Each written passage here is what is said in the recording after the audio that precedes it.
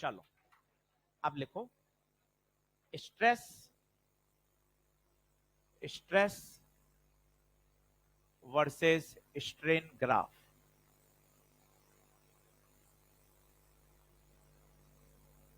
Stress versus strain graph. चलो लिखो। हाँ ऑनलाइन शुरू। इससे भी बहुत लोगों का भला हो रहा है। चलो हाँ।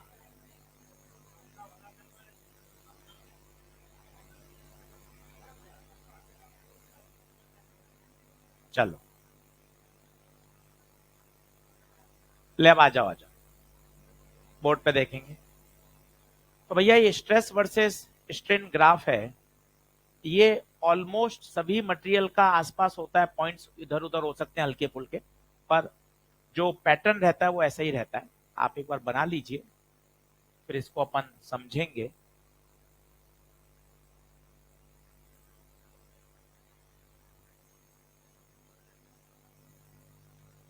ये कहलाता है P प्रोपोर्शनल लिमिट, ये कहलाता है E इलास्टिक लिमिट, और ये कहलाता है ब्रेकिंग पॉइंट।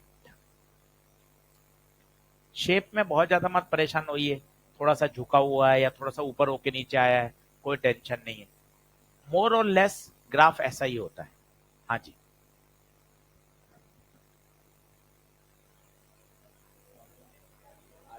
शांत, अभी पकड़ में आ जाओगे, फायदा क्या।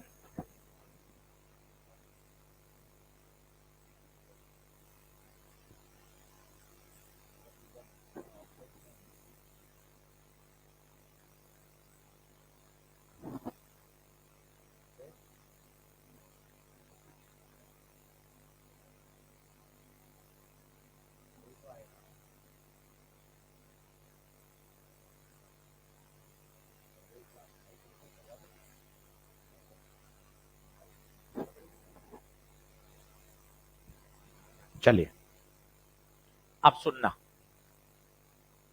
पॉइंट P को बोलते हैं प्रोपोर्शनल लिमिट। मतलब बिंदु P तक स्ट्रेस और स्ट्रेन डायरेक्टली प्रोपोर्शनल है। बढ़िया, हुक्स लॉ वैलिड हो रहा है। यही हुक लिमिट भी है। यहीं तक अपना अप टू पॉइंट P बढ़िया सुंदर तरीके से stress is proportional to strain. दूसरे शब्दों में बोले, स्ट्रेस बटे स्ट्रेन कांस्टेंट रहता है, जिसे बोलते हैं मॉडुलस ऑफ इलास्टिसिटी, और यही है Hooke's law. Up to point P कोई समस्या नहीं है, stress is proportional to strain. और मैंने आपको कहानी सिखाई थी। स्टेप नंबर 1, डिफॉर्मिंग फोर्स लगता है, फोर्स लगने से स्ट्रेन आता है, स्ट्रेन आने से फिर रिस्टोरिंग फोर्स पैदा होते हैं internal. Stress is always due to internal forces पर unit area. Internal force, stress is always due to internal force. गूथा हुआ आटा आप उस पर मुक्के मार दो, वो डिफॉर्म हो जाएगा परमानेंट। डिफॉर्मिंग फोर्स तो है, पर उसमें स्ट्रेस नहीं है, क्योंकि वापस वो रिस्टोर नहीं हो पा रहा। क्ले परमानेंट डिस्टॉर्ट हो जाती है। ठीक है, बिंदु P के बाद आप स्ट्रेस बढ़ा रहे हो, स्ट्रेन भी बढ़ रहा है, पर ये डायरेक्टली प्रोपोर्शनल नहीं है। डायरेक्टली प्रोपोर्शनल नहीं है। मटेरियल अभी तक भी इलास्टिक है। अगर आप यहां कहीं भी स्ट्रेस को हटा दोगे, डिफॉर्मिंग फोर्स, बॉडी अपने शेप को 100% रिगेन कर लेगी। बट ई के बाद अगर आप चले जाओगे, ये पूरा रीजन है इलास्टिक रीजन। यहां कभी भी आपने स्ट्रेस हटाया, मन खराब हुआ, सर मैं घर जा रहा हूं, स्ट्रेस हटाया, बॉडी अपने वापस को क्या, डिफॉर्मिंग फोर्स हटाया, बॉडी अपने ओरिजिनल शेप को क्या कर लेगी, 100% रीगेन। पर इसके बाद अगर कभी हटाओगे, तो बॉडी में परमानेंट क्या आ जाएगा, डिस्टॉर्शन। ये कहलाता है प्लास्टिक रीजन। यहां आपने हटाया तो आप इसको रिट्रेस करोगे, बॉडी में एक परमानेंट क्या आ गया, डिस्टॉर्शन आ गया, परमानेंट, मतलब बॉडी में इलास्टिसिटी खत्म हो गई। ठीक है, इसके बाद आप स्ट्रेस को बहुत ज्यादा वेरी नहीं कर रहे हैं, ऑलमोस्ट ग्राफ सीधा है, थोड़ी सी स्लोप भी हो सकती है, और स्ट्रेन बढ़ता ही जा रहा है, बढ़ता ही जा रहा है, और एक समय के बाद आपने स्ट्रेस और बढ़ा दिया हल्का सा, तो फिर बॉडी ब्रेक डाउन हो जाएगी। इसे बोलते हैं ब्रेकिंग पॉइंट, इसे बोलते हैं ब्रेकिंग पॉइंट। तो कोई अपन को उस पर निबंध नहीं लिखना है, सीधा सवाल आता है, वो सवाल मैं आपको बताऊंगा, क्या ध्यान रखना है वो पॉइंट सुन लो। Up to point P, Hooke's law valid, stress is proportional to strain, E तक बॉडी के अंदर इलास्टिक बिहेवियर है। अगर मैं कोई चित्र बना के आपको समझाऊं आपको और अच्छा लगेगा। ये रॉड, ये मैंने इस पे बल लगाया एफ, इसको जूम करता हूं, सीखिए ऐसे ही, कोई पूछ नहीं रहा। अब क्या किया आपने, फोर्स लगाने से खींचेगा, मान लो ये खींच रहा है, ये खींच गया, ये पॉइंट पी है, this is called proportional limit. यहां तक स्ट्रेस और स्ट्रेन प्रोपोर्शनल है, इसके बाद आएगी हल्की सी एक इलास्टिक लिमिट। यहां प्रोपोर्शनल तो नहीं है, बट अगर आपने डिफॉर्मिंग फोर्स हटा दिया देन बॉडी अपना 100% रिगेन कर लेगी, this is the last limit. इसके बाद आपने स्ट्रेस लगाते रहे तो बॉडी में परमानेंट डिफॉर्मेशन आ जाएगा, और एक समय के बाद तो ब्रेकिंग पॉइंट ही आ जाएगा। इसके बाद अगर आपने बॉडी में और स्ट्रेस बढ़ा दिया, स्ट्रेस को इनफैक्ट हटा भी दिया, तो बॉडी में परमानेंट क्या हो चुका है, ब्रेक डाउन आ चुका है, जिसे हम आगे जाके बोलेंगे डक्टाइल और ब्रिटल। ब्रिटल का मतलब होता है भंगुर, भंगुर का मतलब समझते हैं आप, जो तुरंत टूट जाता है, और एक होता है डक्टाइल, जैसे लोहा या सोना है, उसको आप पीटते जाओ, पीटोगे तो क्या बन जाता है, चादर बन जाती है, शीट, पीटते जाओ फैलता जाएगा फैलता जाएगा, टूटता नहीं है, ब्रेकिंग नहीं है। तो उसका ये वाला जो रीजन है, ये वाला रीजन बहुत लंबा है, ब्रेकिंग पॉइंट इसका बहुत दूर है। जो भंगुर हैं उनका ब्रेकिंग पॉइंट बिल्कुल पास में। जैसे ही proportional limit elastic limit cross हुई और आपने स्ट्रेस बढ़ाया, टाटा बाय बाय सी यू लाला, खत्म। क्या बात क्लियर है, लिख लीजिए। Up to P Hooke's law, up to E elastic behaviour, E के बाद प्लास्टिक बिहेवियर, और बी के बाद रप्चर, बी के बाद रप्चर, ये इलास्टिक रीजन, और उसके बाद का प्लास्टिक रीजन बना लीजिए। कोई इस पे निबंध नहीं लिखना है, कैसे कैसे सवाल आते हैं अभी मैं आपको धीरे धीरे वन बाय वन चीजें समझाता जाऊंगा। टारगेट ये है, तीनों लेक्चर पढ़ने के बाद ELP1 बोलती हुई तैयार होनी चाहिए, बस वो अपना टारगेट है। ऐसे कैसे बीच में नहीं दिखता, नहीं ऐसे ऐसे बोलना नहीं है ना, सर पढ़ाने, सर एक मिनट यहाँ देखो, ऐसे अलाउड नहीं। तो चले हमें आगे बढ़े। अप टू पी कैसे, प्रोपोर्शनल लिमिट, पी के बाद इलास्टिक लिमिट, और उसके बाद प्लास्टिक रीजन आ गया। मतलब अब अगर आपने स्ट्रेस हटा दिया तो फिर बॉडी में परमानेंट डिफॉर्मेशन आ जाएगा। परमानेंट डिफॉर्मेशन मतलब अब बॉडी अपने शेप को 100% रीगेन नहीं कर सकती। बोलो हाँ है क्या।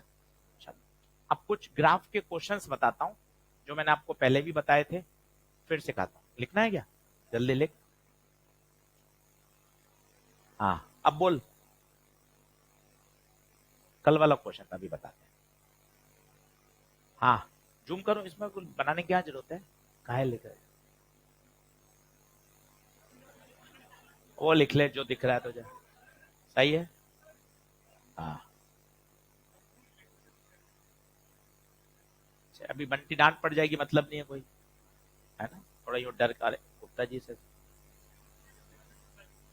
हाँ चलो आगे बढ़ूं क्या? अब देखो, कुछ कुछ फंडे देखो, मुझे नहीं लगता कि इनको रटना चाहिए, पर आप समझ लोगे ना तो आपकी एक सोच शक्ति डेवलप हो जाती है। ये स्ट्रेस और स्ट्रेन का ग्राफ है। बताओ, केवल एक सरल रेखा खींची गई है, इसका मतलब ये हुक्स लिमिट तक ही खींचा गया है, जब तक स्ट्रेस स्ट्रेन के प्रोपोर्शनल। कभी भी ग्राफ आता है तो दो बातों पे चर्चा करनी चाहिए, उसका एरिया क्या देता है, उसका स्लोप क्या देता है। बात करता हूं इसके एरिया की, कहीं रटने की जरूरत नहीं है, बस एक विजन देना चाहता हूं। एरिया, एरिया ट्राइंगल है, half base into height, half base into height. ये कौन है? स्ट्रेन। ये कौन है? स्ट्रेस। बताओ, हाफ स्ट्रेस इंटू स्ट्रेन। भाइयों, एनर्जी ना ना, एनर्जी डेंसिटी, एनर्जी डेंसिटी। तो याद रखें, स्ट्रेस वर्सेस स्ट्रेन का कर्व का एरिया क्या देता है? Energy density. फॉर्मूला याद है किसी को एनर्जी डेंसिटी का? बताओ।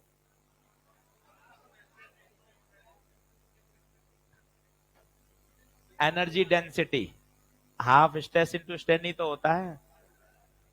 Energy per unit volume. तो ध्यान दें, स्ट्रेस वर्सेस स्ट्रेन का एरिया एनर्जी डेंसिटी देता है। स्लोप क्या देगा? स्लोप होता है टेन थीटा। टेन थीटा होता है perpendicular upon base. Perpendicular stress, base strain, stress बटे strain, Young modulus, modulus of elasticity. छोटी छोटी बातें, इनको एडवाइस तो ये कहा जाता है कि ना रटना नहीं चाहिए, क्योंकि ये परीक्षा में भी सोचा जा सकता है। पढ़ाते इसलिए हैं ताकि आपकी सोच शक्ति, विजन उस दिशा में भी जाए कि स्लोप कैसे निकालते हैं, एरिया कैसे निकालते हैं। क्योंकि जरूरी थोड़ी ना यही ग्राफ आए, मर्जी पड़े जिसमें ग्राफ बन सकता है, पर आपको एरिया, स्लोप वो रीड करना आना चाहिए, वो मायने रखता है। जैसे सवाल देखें,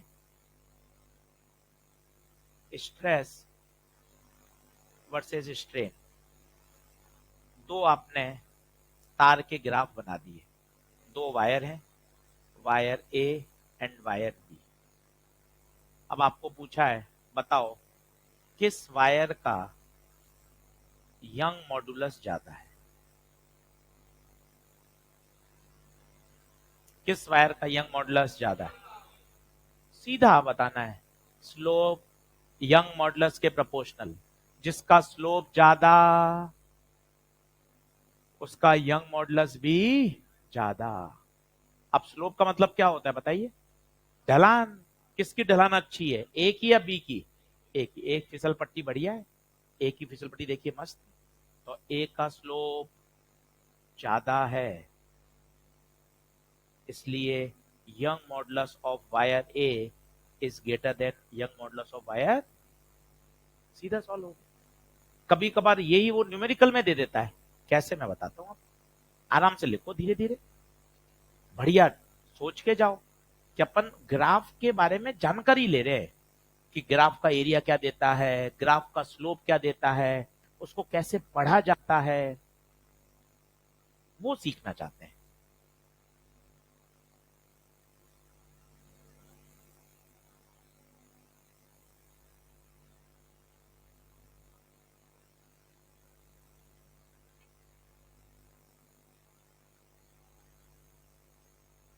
मंडे छुट्टी है, ध्यान रखना, आ मत जाना।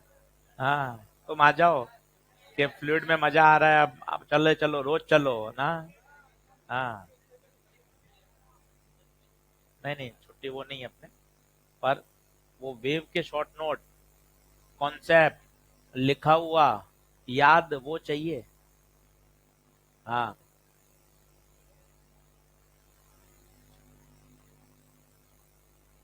चलो, तो ए का स्लोप ज्यादा या बी का?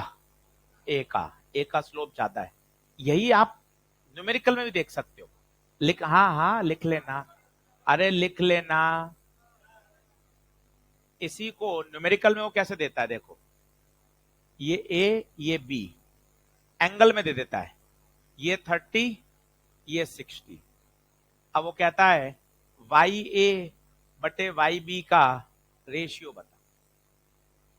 कुछ भी नहीं है, आज आपको बोलना आना चाहिए ए का स्लोप बताओ, ए का स्लोप क्या है 60, 1060। स्लोप क्या देता है, यंग मॉडुलस। बी का स्लोप, बी का स्लोप 1030, स्लोप मतलब 10 थीटा होता है। अब तुझे इस सवाल के लिए क्या क्या पता होना चाहिए दिमाग में, एक बात स्लोप बोले तो 10 थीटा, दूसरी बात स्ट्रेस वर्सेस स्ट्रेन के ग्राफ का स्लोप यंग मॉडुलस देता है। बस दो बात पता है, सवाल कब्जे में। तो ये यंग मॉडुलस डिवाइड कर दीजिए, 1060 √3 1030। पहले ये लिख लीजिए, फिर पुरानी स्लाइड में कुछ रह गया होगा वो भी नोट कर लीजिए।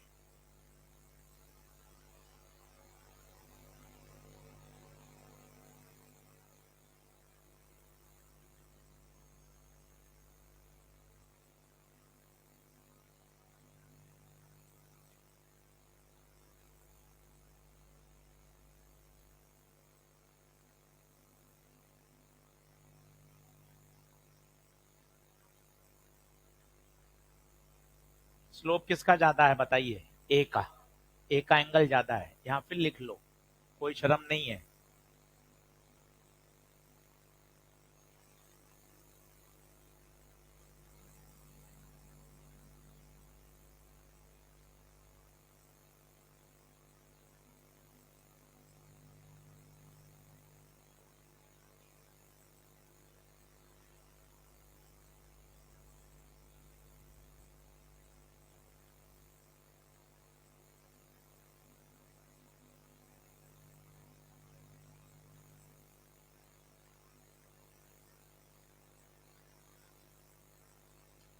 सही है,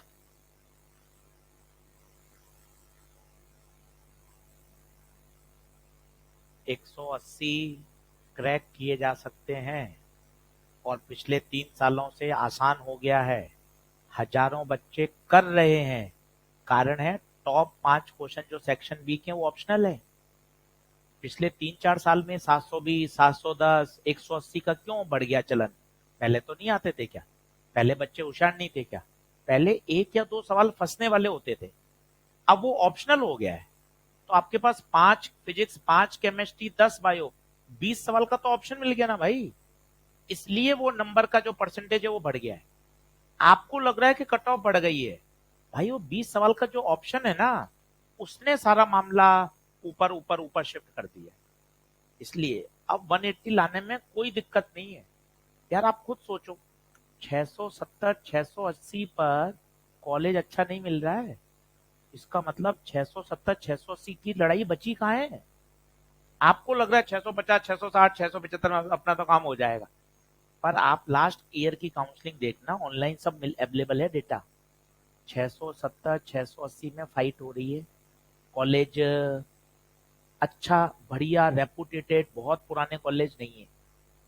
इसका मतलब क्या है, इसका मतलब डराना नहीं है, इसका मतलब ये है कि 680 से ऊपर कितने बढ़िया हजारों बच्चों के नंबर आ रहे हैं, ये पॉजिटिव पॉइंट है। जब सब कर सकते हैं तो अपन क्यों नहीं कर सकते, अपन तो बहुत ऑर्गेनाइज पढ़ रहे हैं। 20 से 24% 28% बच्चा गांव से अपने सरकारी स्कूल से पढ़ के क्रैक कर रहा है, गूगल सर्च कर लो। 22 से 24% बच्चा सिर्फ सरकारी किताब पढ़कर, कहाँ टीचर हैं, कहाँ ऑर्गेनाइज तरीका, कहाँ इतना अनुभव, वो पढ़ के क्रैक कर रहा है। अपन तो बहुत अच्छी मेहनत कर रहे हैं यार, तो अपनी लापरवाही है अगर अपन उसको सही दिशा नहीं दे पा रहे। थोड़ा सा इस बात को सोचिए, अपन बहुत सेफ हैंड्स में, इतने अनुभवी टीचर अपने पास हैं, इतने साल से पढ़ा रहे हैं, उनको पता है क्या कंटेंट है। स्कूल लेवल पर बच्चा पढ़कर क्रैक कर रहा है, मतलब पेपर में तो कोई बहुत ज्यादा रॉकेट साइंस नहीं है। दोनों बातें हैं, पॉजिटिव भी तो है और ये कितनी अच्छी बात है, आपने कहीं से भी पढ़ा हो आप वो नोट्स मुझे मेरे पास लाइए, मैं आपको पूरा पेपर उस कॉपी में से दिखा दूंगा। ये इन बातों के कोई मायने नहीं है, मेरी कॉपी में से आएगा, ये मैं पढ़ाऊंगा वो आता है, अरे इन बातों में कोई दम नहीं है। आपने जहां से पढ़ा है अपने अध्यापक पे फुल फेथ रख के पढ़िए। कॉपी में हर टीचर ने सारी बातें लिखा रखी हैं जिससे नीट का पेपर सॉल्व होता है। हर टीचर ने, हर टीचर मतलब हर टीचर, स्कूल लेवल पे जो टीचर लिखाता है भैया उसकी कॉपी में भी सारा कंटेंट है। इसका मतलब है पेपर बहुत बेसिक लेवल का आता है। थोड़ा सा मजबूत बनो और आगे बढ़ चलो। बोलो, स्ट्रेस स्ट्रेन के ग्राफ के 2 पॉइंट। एरिया बताओ, एरिया, एनर्जी डेंसिटी, दूसरा स्लोप क्या देगा, लिख लो कुछ रह गया हो तो। ये तो था ग्राफ नंबर 1। और एक और पढ़ा देता हूं ताकि आपको आइडिया लग जाए, फिर कोई भी ग्राफ आए आप उसकी स्टडी कर सकते हो। लिख रहे हो क्या, जल्दी आओ। ये हो गया,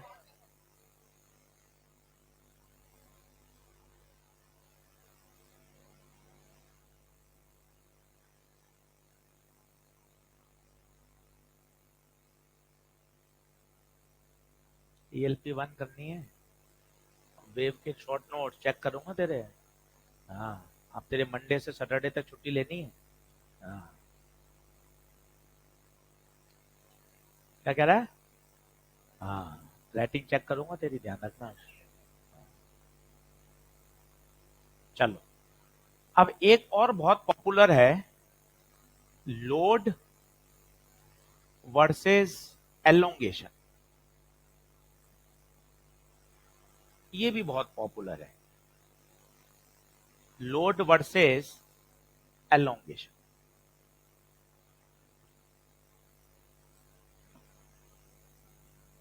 तो पहले तो ये सीखते हैं सरल रेखा क्यों खींच दी, फिर ये खींचेंगे। पहले सोच लो 15 मिनट क्या क्या पढ़ेंगे, इसका पोस्टमार्टम करेंगे। सरल रेखा क्यों आई, इसका स्लोप क्या देगा, इसका एरिया क्या देगा। ये मैं आपको थॉट दे रहा हूं, पेन पेंसिल छोड़ो, अब समझो।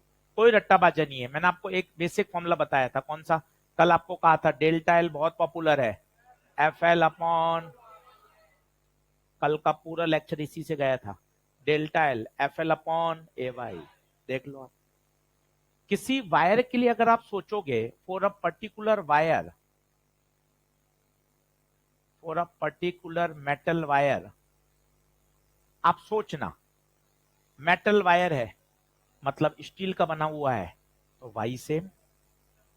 एक मेटल वायर आप खरीद के ले आए, एरिया भी सेम, लंबाई भी same. For a particular 10 metre का वायर है भैया, आज दिन भर तुझे इसी से खेलना है, एल भी, मतलब एफ इज प्रपोर्शनल टू, देख ले। इसलिए ग्राफ कैसा आया है, सरल रेखा, क्योंकि एफ डेल्टा एल के क्या है, proportional. For a particular wire, एक 5 मीटर का वायर था, लिया है, स्टील का है, वाई सेम, 5 मीटर है, लंबाई सेम, एरिया भी सेम। अब जो जो तू फोर्स लगाएगा वो सीधा सीधा उसकी एलोंगेशन को बढ़ाता जाएगा, बढ़ाता जाएगा। नहीं आ रही बात समझ। पहली बात, सरल रेखा क्यों आया, सर इसका स्लोप बता दो। मत परेशान हो, स्लोप देता है टेन थीटा। क्या देता है, टेन थीटा। बता they tan theta, perpendicular upon base, perpendicular है एफ, बेस है डेल्टा एल, तो बता एफ बटे delta L. F delta L तुझे पता है, बोल, F L upon A Y, F से एफ कटा, ए वाई बटे एल। स्लोप क्या दे रहा है, ए वाई बटे एल। रटना नहीं है, रट के करेगा क्या, रटना नहीं है, तरीका। अब इस तरीके से क्या है, तुरंत एक पुराना सवाल पन्ने पलट, अब देख कितना आसान होगा। पन्ने पलट, एक सवाल था पहले लेक्चर का या दूसरे लेक्चर का, ओ ए, ओ बी, ओ सी, ओ डी, देखो कौन सा था, ए कौन सा था, इधर था, ऊपर था, नीचे था, ए, ए नीचे था। अब आपसे उसमें क्या क्या था, लेंथ सेम, देखो तो क्या क्या पैरामीटर है, लेंथ सेम और मटेरियल सेम। आपसे पूछा था कौन थिन होगा और कौन थिक। अब देख जादू, देख पढ़ाई का जादू क्या है, सोचो, डेवलप करो। अपन को रट्टाबाजी में नहीं फंसाना चाहता हूं मैं आपको, सोच देखो। स्लोप क्या दे रहा था, स्लोप दे रहा था ए वाई बटे एल। ध्यान से देख, मेहनत करेगा तो आएगा समझ में, हरा हताश नहीं होना है। Length same, L same, material same, Y same, slope is proportional to, जिसका स्लोप ज्यादा उसका एरिया भी ज्यादा, वो थिक होगा। उसने पूछा था थिन बताओ, थिन, थिन मतलब एरिया कम, एरिया कम तो स्लोप बताए, सबसे कम स्लोप ए का है, तो ए वायर थिनेस्ट होगा। आंसर चेक कर लो आप, यही था। क्यों ए थिनेस्ट, क्यों, ए का स्लोप कम, स्लोप कम तो एरिया भी कम, एरिया कम तो थिनर। समझो, थोड़ा कम आ रहा है कोई टेंशन नहीं, कम से कम ये तो खुशी है कि यार अपन सब्जेक्ट सीख रहे हैं, सब्जेक्ट सीख रहे हैं। ये ओ ए, ओ ए का स्लोप सबसे कम है, सबसे कम एंगल है।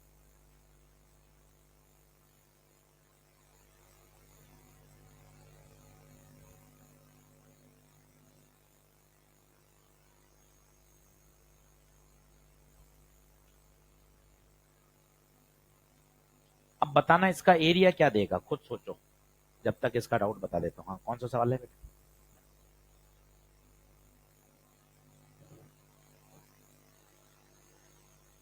लैंप पर नहीं लगे, लैंप रोड में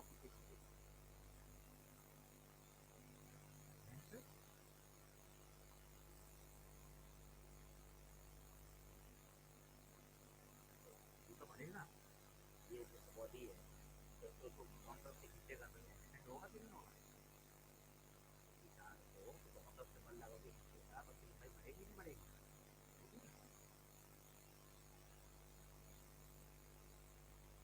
वो तो नहीं हुआ ऐसा, मेंटल भाई गिटार को प्रैक्टिकली खोल काउंटर से खींचेगा, दो आदमी लगा दी दोनों दिन बाद के लिए, तो लंबाई बढ़ेगी ही नहीं बढ़ेगी?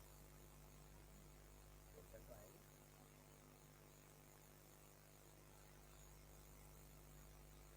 सोचे देखो। हाँ जी, आया क्या? एरिया सोचो, एरिया मैं नहीं बता रहा, काटा पीटा चलो, बैठो मत। एरिया मतलब half base into height. Pen तो चलाओ, पेन चलाओ, दिशाएं दिखेंगी आगे। बैठे रहोगे उससे होना क्या, नोट्स रट लोगे उससे होगा क्या?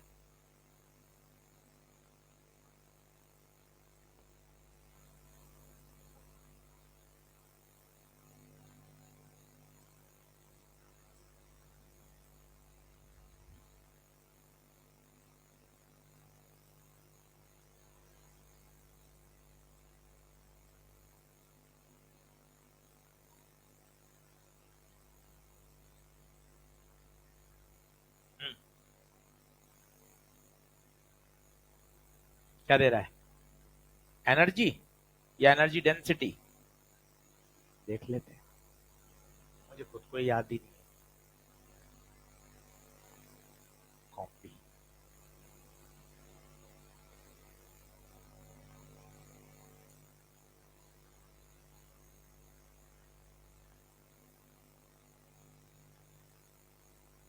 चलो भाई, सब लोग बोर्ड पे देखना। इसका मुझे क्या चाहिए, एरिया। तसल्ली से लिखते हैं।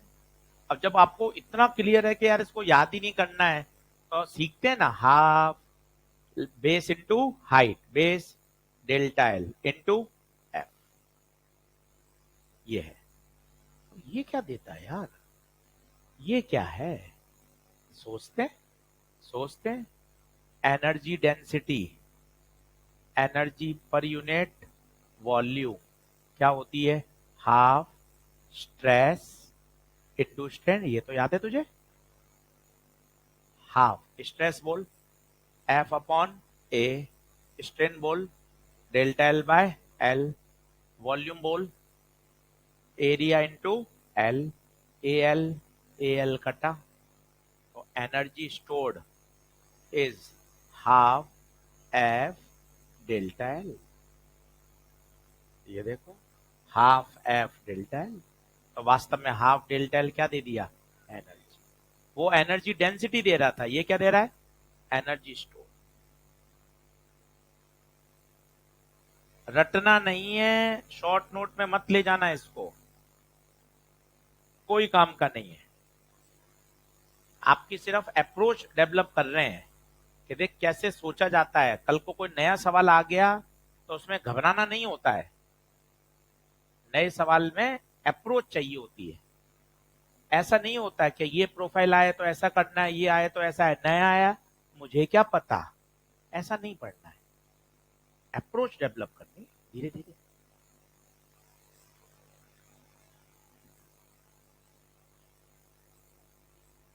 कौन सा? हाँ बिल्कुल।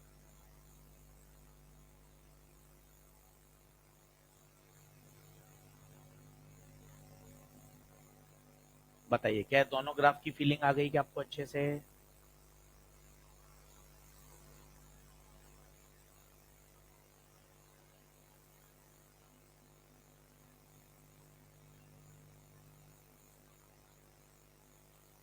बढ़ू आगे। अब 10 मिनट रिवीजन कराता हूँ पुराने चीजों का, है ना, लेक्चर 1 लेक्चर 2 का, ताकि बातें रिकॉल हो जाएं कि होता क्या है।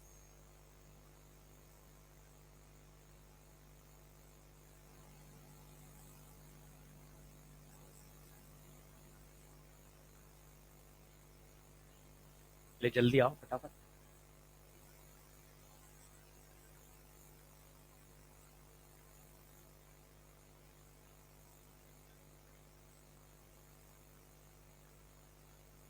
चलो भैया, चलो। अब सुनना सब लोग बोर्ड पर, ऐसे ही रिव्यू कर लेते हैं यार, अभी तक क्या पढ़ा याद आ जाए। Young modulus, stress upon strain. Stress कौन सा? नॉर्मल स्ट्रेस, जो सरफेस के परपेंडिकुलर होना।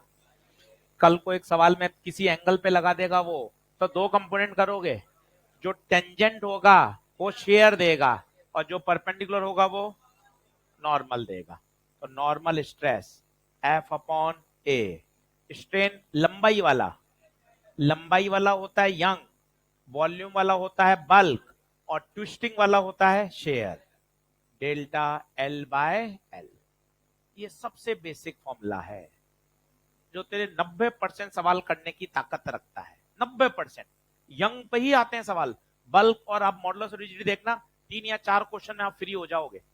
सवाल ही किस पे आता है? यंग पर। पहला ये आना चाहिए, पहली सबसे बढ़िया बात। दूसरी बात, अलग अलग तरह के सवाल आते हैं, जैसे अब इसमें वो मैकेनिक्स डाल देता है, भाई ने वर्टिकल सर्कुलर मोशन डाल दिया। कैसे डालेगा वर्टिकल सर्कुलर मोशन देखना, एक धागा लिया, धागे से एक यहां बॉल बांध दी, बॉल को छोड़ दिया। अब वो कह रहा है धागे में जब तनाव मैक्सिमम है उस समय बताओ कि उसमें कितना खिंचाव होगा। पहली बात, खिंचाव कैसे आ जाता है भैया? तनाव की वजह से क्या आता है? खिंचाव। ये वाला सवाल तो तेरे एकदम सदाबहार तैयार होना चाहिए। ये सबसे पॉपुलर सवाल है। मास लिया, वजन लटकाया, तो इसको फील में जाना। हाँ यार बात तो सही है, मैं एक तार से ऐसे लटक जाऊं या उसको खींचता रहूं तो क्या उसकी लंबाई नहीं बढ़ेगी? क्या बढ़ेगी ना भाई। क्यों बढ़ रही है? mg, इसे बोलते हैं लोड डिफॉर्मिंग फोर्स। उसके कारण से रिस्टोरिंग फोर्स 80 में पैदा हुए, टेंशन, और तो T बराबर mg, याद करो। और यहां से जो भी पूछेगा आंसर आ जाए। तो खेल तो तनाव का है। अब मान लो इस सवाल में तनाव निकालना है, तो बताओ क्या होगा? क्या होगा बताओ? यहां पूछा है तो रस्सी में टेंशन T, नीचे mg, यहां से आता हुआ आएगा तो स्पीड कहां आ गई? v। समीकरण बना सकते हो? क्या बनाओगे बताओ? सर्कुलर मोशन है, सर्कुलर मोशन है, सेंटर की तरफ लगने वाला फोर्स बड़ा T माइनस mg। दुनिया का हर फोर्स सर्कुलर मोशन कर रहा है, mv² by are. Circular motion की अभी पढ़ाएंगे, परवेश सर तो बता देंगे। हो गया के सेंटर की तरफ लगने वाला बल बड़ा होना चाहिए, वही तो सेंटीपिटल देगा। T minus M G will provide mv² by R. अब V गायब है साहब, V कहां से लाए? एनर्जी कंजर्वेशन लगा दो, एनर्जी कंजर्वेशन लगा दो। यहां से छोड़ा था, रिलीज, रिलीज, और जब यहां आ गया तब इसके पास वेलोसिटी आ गई। तो जो पोटेंशियल एनर्जी थी वही तो काइनेटिक में बदली होगी।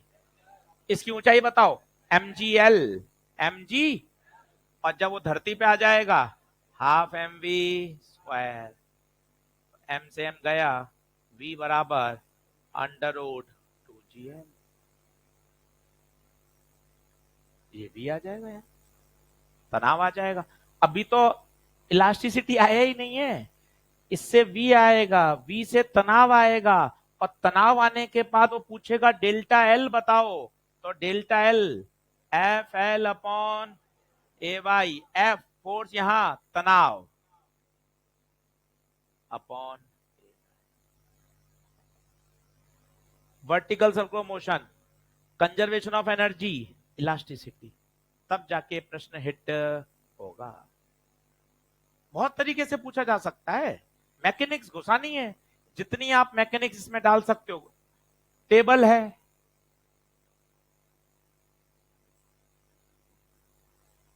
एक मेटल का वायर लिया, इस पे आगे एक बॉब लगा दिया,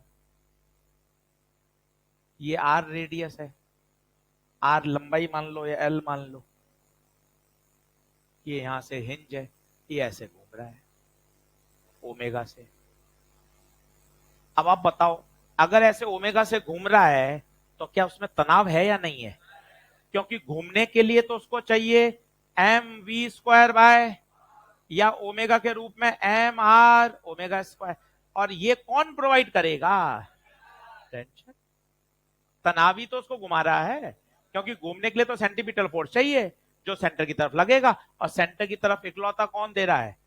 टेंशन। mg और नॉर्मल तो बैलेंस हो रहे हैं, और यहां से तनाव आ गया, अब इलास्टिसिटी घुसा देगा, delta L F L upon A Y. कल एक खूब काम आया था, delta L F L upon A Y, F T.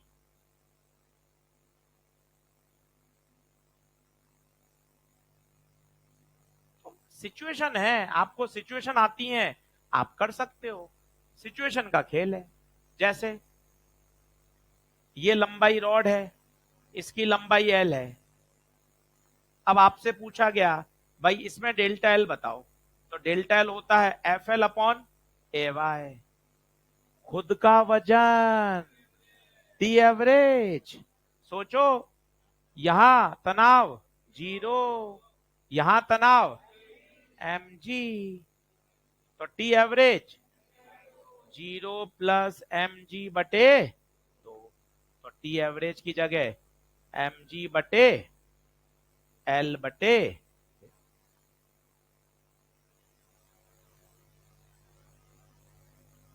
6 दिन बाद रिवीजन कराऊंगा, 15 मिनट में पूरा इलास्टिसिटी एकदम सिस्टमेटिक, कि आपके बात सारी दिमाग में आ जाएगी। मेन ये हीरो है, और इसके साथ एक हीरो निकाल लो यहीं से, वो डेल्टा एल है, एफ एल अपॉन, बस इससे चीजें अपन को रिलेट करनी आनी चाहिए। बोलिए हाँ या ना, लिख लो अच्छे से, फिर क्वेश्चन करके देखते, अप्रोच लाओ। कनेक्टिविटी बैठानी पड़ेगी आपको, कनेक्टिविटी में आनंद है कि अपन दो दो चैप्टर में चीजों को जोड़ सकें, सिस्टम से उसको समझ सकें, प्रश्न कैसे आते हैं, किस तरह के बन चुके हैं, वो आने चाहिए। किया सब जा सकता है, ठानने की बात है।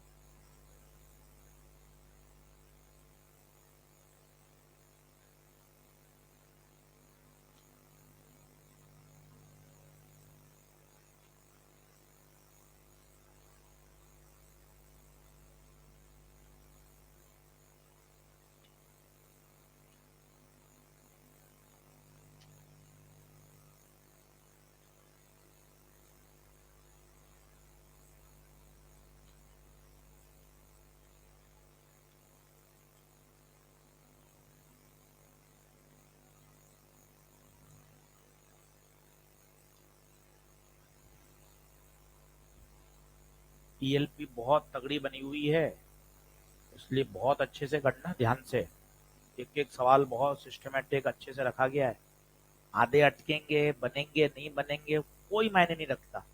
प्रोसेस, आप लगे हुए हो सवालों में, वो मायने रखता है। 20% नहीं बनेंगे, 25% नहीं बनेंगे, कोई दिक्कत नहीं है भाइयों, कोई टेंशन नहीं लेनी होती है।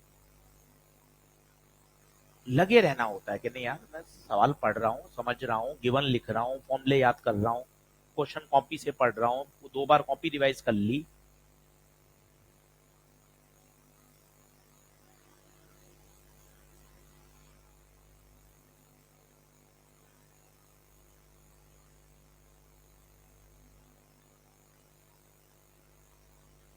करूँ, नेक्स्ट करूँ?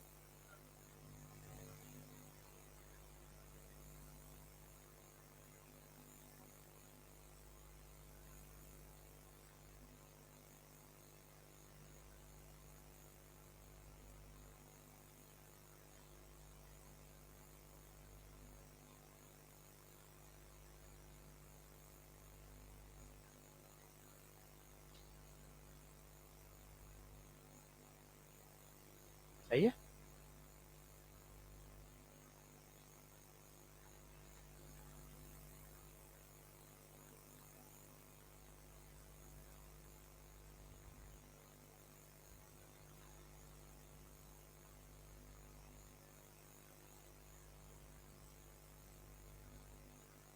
ऑनलाइन वाले बच्चों भैया बता दो, क्लियर है क्या?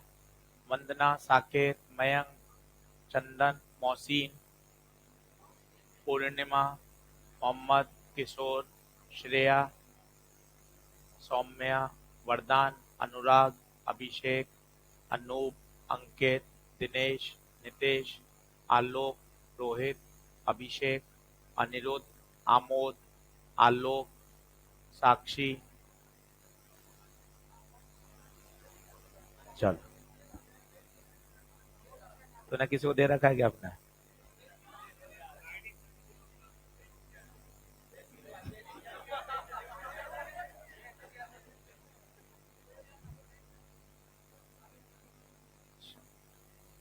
कोई बात, कोई बात।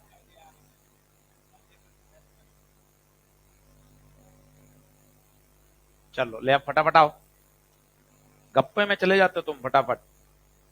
ये नहीं पता तुम्हें क्या उसको घुमाने के लिए तनाव चाहिए, और तनाव सेंटीपिटल फोर्स देगा। इसमें हो हूं कर लो। हाँ, tension will provide the necessary centripetal force. M V square लगाना है, अगर वी पता है और ओमेगा हो तो एम आर ओमेगा स्क्वायर। बोलो, क्लियर है क्या? डेल्टा एल क्या है? डेल्टा एल एलोंगेशन,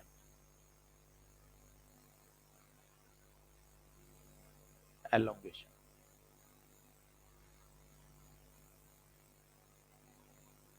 आ जाए, आगे चले फटाफट।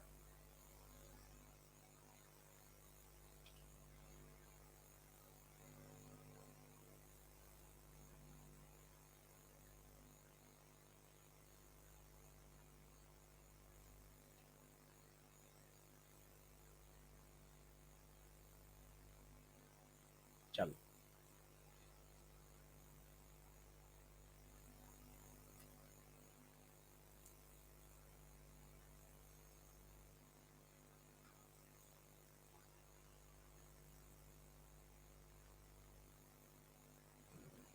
चलो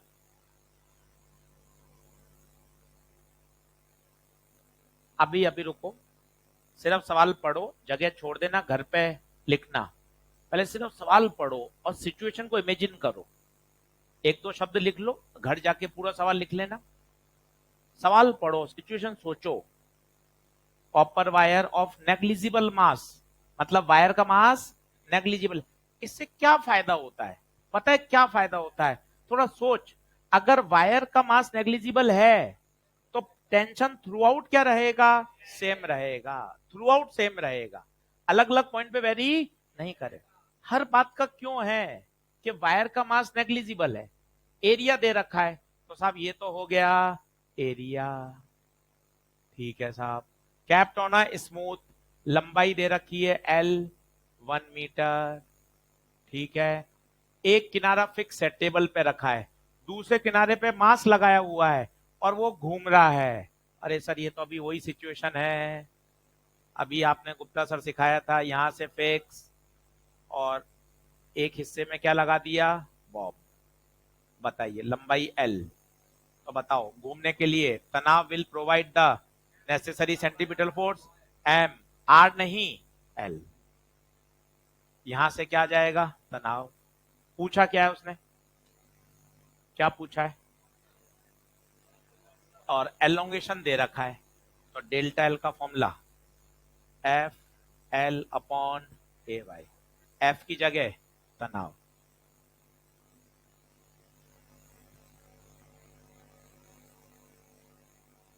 घर पे सॉल्व कर लेना, सिचुएशन समझ लो, घर जाके मेहनत करना कि यार ये भाषा मुझे समझ में आनी चाहिए। अब कितना मस्त सवाल है कि हाँ पत्थर घूम रहा है, और प्रैक्टिकली सोच, पत्थर घूम रहा है, रस्सी में तनाव है, रस्सी खींची हुई है, वो खींचा हुआ तनाव ही तो उसमें क्या पैदा कर रहा है, एलोंगेशन।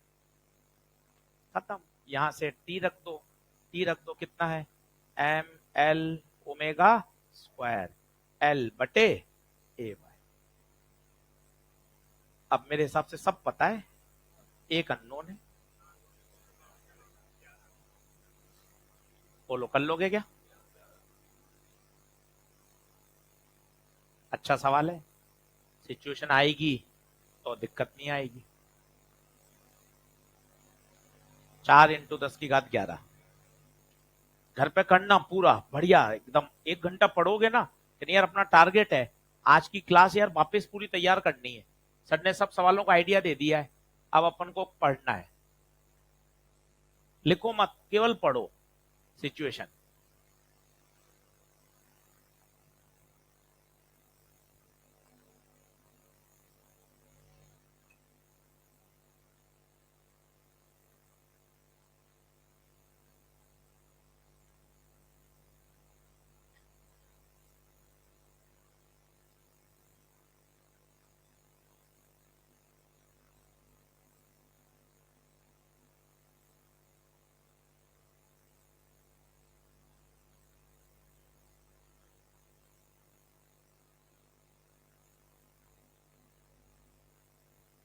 फोटो बनाओ, सिचुएशन सोचो, सवाल वाल सब घर पे लिख लेना, जगह छोड़ दो, नोट्स के उसमें मत पढ़ो, पहले सिचुएशन समझ लो, डायग्राम बनाओ, जगह छोड़ दो, करना भी है जरूरी, वो भी मस्ट है।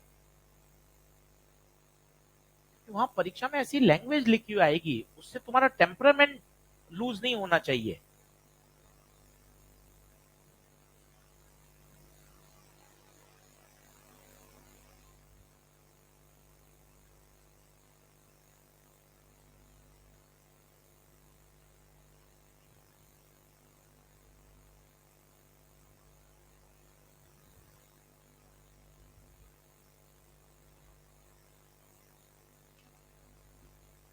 वर्टिकल सर्कुलर पाथ है, कई बच्चे ऐसा चित्र बना रहे हैं, ये गलत है।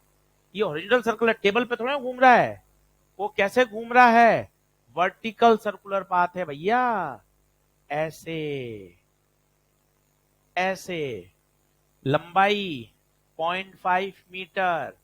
भाई ने तो बचा लिया, एनर्जी कंजर्वेशन नहीं लगाना, ऑलरेडी स्पीड दे दी, भाई ने बचा लिया, ऑलरेडी स्पीड दे दी।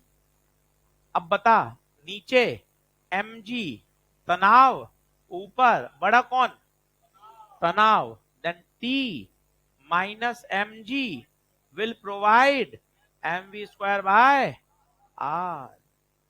तो t m mass 2, g 10, m 2, speed 5/0.5। बता तनाव कितना, तनाव 25 दूना 50 और 200, 100 + 20, 120, तनाव 120। देखो ये तो आई मैकेनिक्स, ये तो आई मैकेनिक्स। पूछा क्या है, स्ट्रेन प्रोड्यूस, स्ट्रेन तो अपने कोई फॉर्मूला ही नहीं है, अपने तो डेल्टा एल एफ एल बटे ए वाई, स्ट्रेन एल को नीचे ले जा, delta L by L, delta L by L F upon A Y. F तनाव 120, एरिया 4 mm माइनस का 6, वाई 10⁻11। भाई साहब मस्त सवाल है।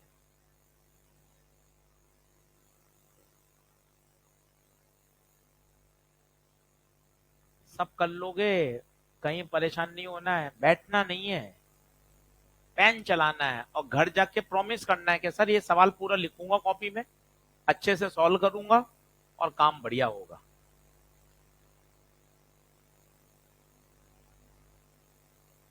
कितना आ रहा है? 15, 30? चलो सॉल्व कर लो। तो 120/4 30, 15 कहां से आ रहा है? इतना करने के बाद भी 15, और 10⁻11 और 6 5, ऊपर जाएगा तो -5, तो 30 × 10⁻⁵ ये आएगा भाई answer. 30 × 10⁻⁵।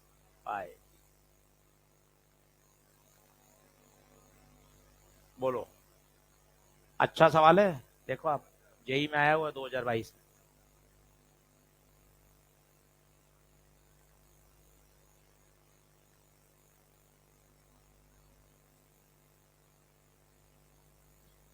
(30 × 10⁻⁵)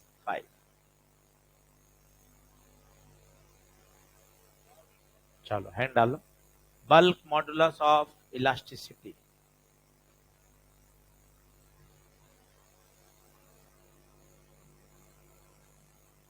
bulk modulus of elasticity.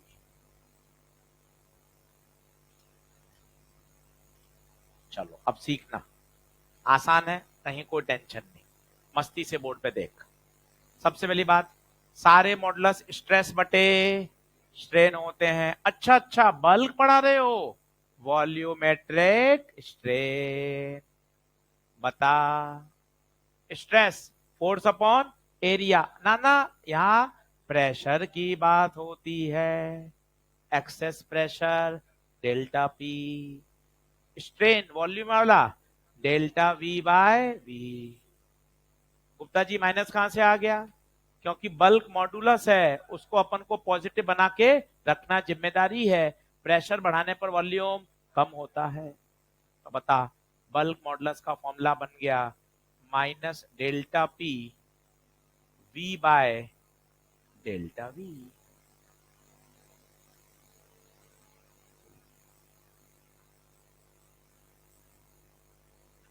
तो बल्क मॉडुलस बराबर -P V/ΔV।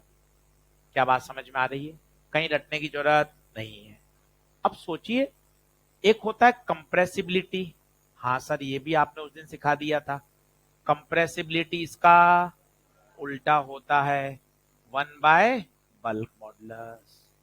ये भी ठीक है।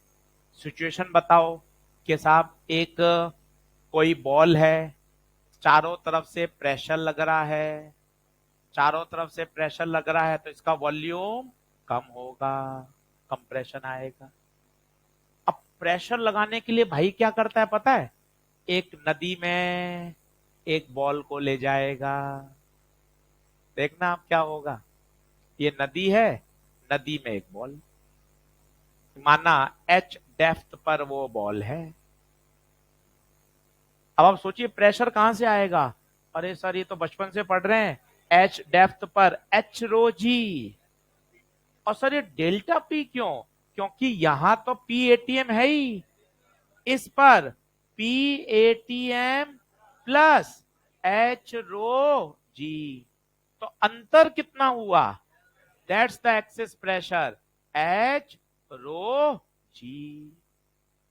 तो इसके पानी के जो आसपास के भाई बंधु हैं, ये इस बॉल को चारों तरफ से प्रेशराइज करेंगे, और ये बॉल चारों तरफ से प्रेशर महसूस करेगी, तो इसका वॉल्यूम कम होगा, वो पूछा जाता है। तो बता, डेल्टा पी की फील आई? यहां बता, सबसे टॉप पे प्रेशर PATM। अगला यही शुरू करने वाले हम, फ्लूइड स्टैटिक, जो तुम्हारा सबसे कठिन टॉपिक है, तुम तो पसंद ही नहीं करते, इसको हटा दो। वो करेंगे दमदार तैयार फ्लूइड, कि ऐसा बोलता हुआ तैयार होगा स्टैटिक डायनामिक, कि सरफेस पर PATM है और H गहराई पर PATM प्लस H। ये तो बेसिक जानकारी जो आपने केमिस्ट्री में भी पढ़ रखी है। क्या डेल्टा P की फील आ गई? डेल्टा P आ गया, अब तो कोई दिक्कत ही नहीं है। बता, डेल्टा P बराबर क्या है formula? Delta P, delta P आ गया तो बल्क मॉडुलस लगा लो, बल्क मॉडुलस से सॉल्व कर लेंगे अपन। बल्क मॉडुलस बराबर minus delta P upon delta V by, जो भी रिक्वायर्ड पैरामीटर होगा वो निकल जाए। ये सबसे कॉमन प्रॉब्लम है। एक बॉल को H गहराई पे ले गए, मोस्ट पॉपुलर सिचुएशन है ये। और पूरी कहानी लिखो तो मजा आएगा, कि बॉल को गहराई पे ले जाने पर प्रेशर बढ़ता है, प्रेशर के बढ़ने से वॉल्यूम में कमी आती है, वॉल्यूम में कमी आने से डेंसिटी का क्या होता है वो भी सोचो। डेंसिटी का क्या होगा? डेंसिटी बराबर होता है मास अपॉन वॉल्यूम। फिनोमिना समझो, पहले आप लिखो फिर समझाता हूं।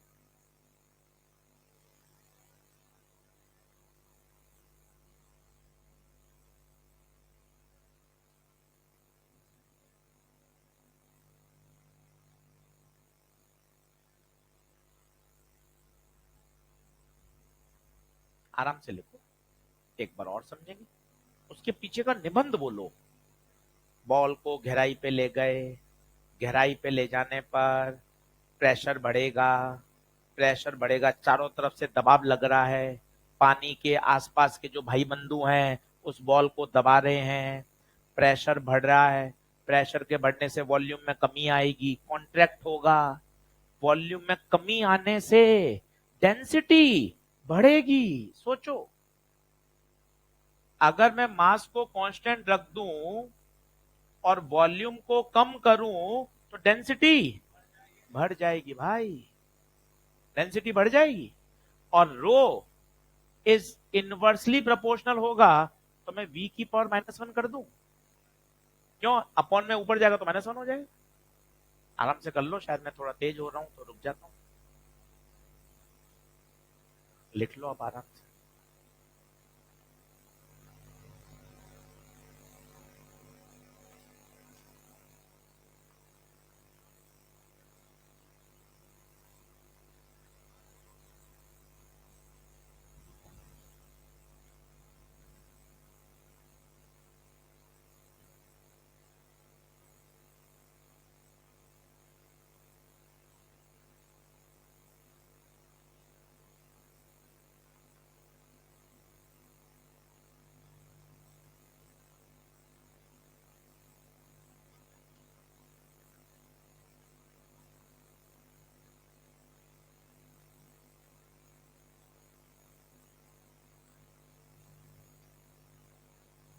सही है।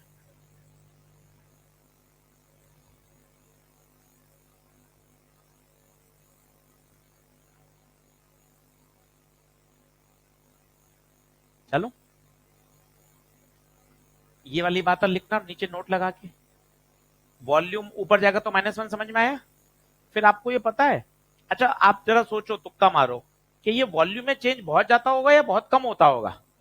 बॉल नीचे ले जाओगे तो पिचक जाती है एकदम से, बहुत हल्का सा वॉल्यूम में चेंज होता है। तो मैं वो लगा सकता हूं, कौन सा वाला?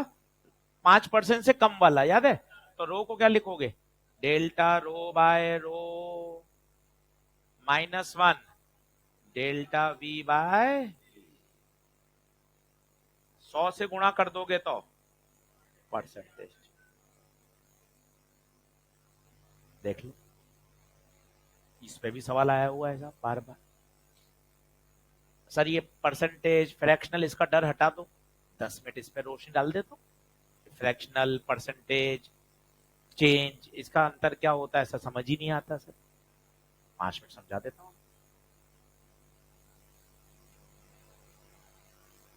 इतना पुचकार के क्यों? अरे यार, फिजिक्स का फिर डर कैसे हटेगा तेरा भाई?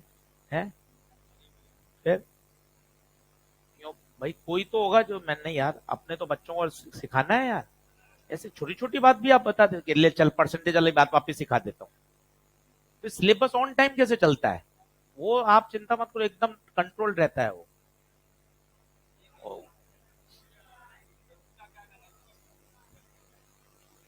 चलो ले आ गया हूं, ये हो गया, सब हो गया 10।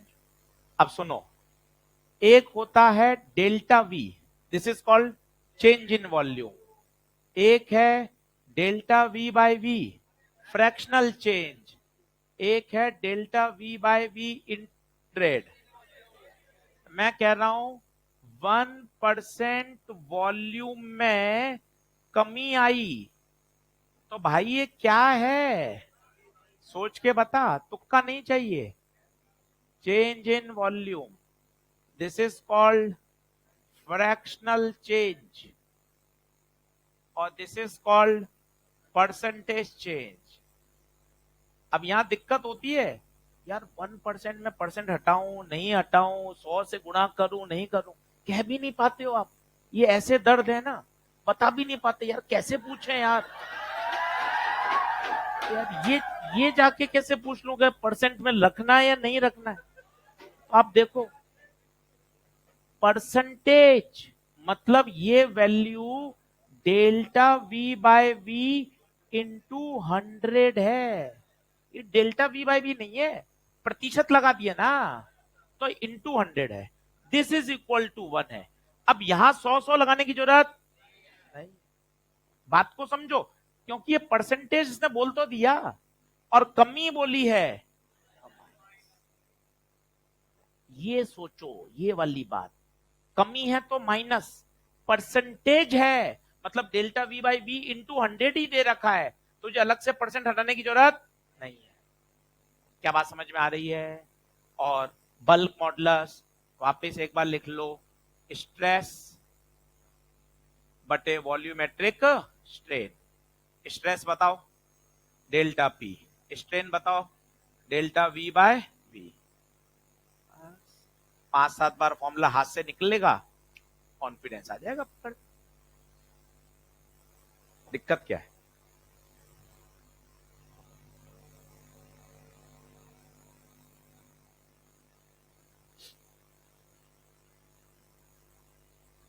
लिख लो, तो डेल्टा वी है change, delta V by V है फ्रैक्शनल चेंज, और delta V by V into 100 percentage change. अब वो कह रहा है कमी, तो माइनस लगाना है, और वो परसेंटेज ही दे रखा है, तो आपको बटे 100 करने की जरूरत नहीं है। वो क्या दे रखा है, delta V by V into 100, क्योंकि परसेंटेज है।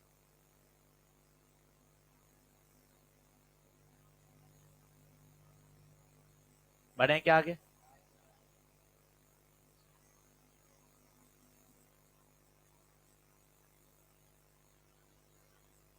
नेक्स्ट, हटा दो भाइयों।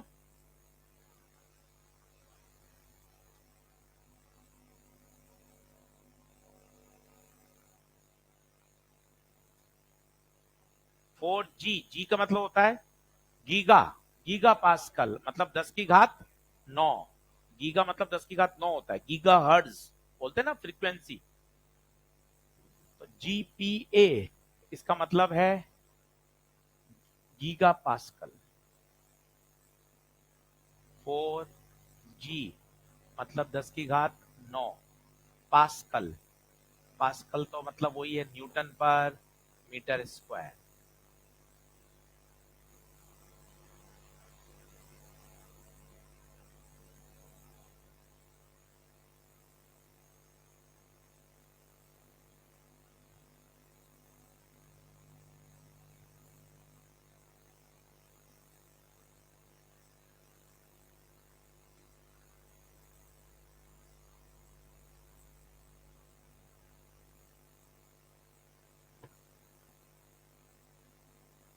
सवाल लिख लो पूरा, घर जाके जो जो सवाल रह जाते हैं उसको जरूर मेंटेन करें कॉपी में पूरा पूरा अच्छे से। ये कॉपी पढ़ ली आपने 3 से 4 बार, बहुत बढ़िया काम तैयार हो जाएगा। अब अप्रोच पकड़ो, पहले उसका सेटअप बनाओ कि आप क्या सोच रहे हो।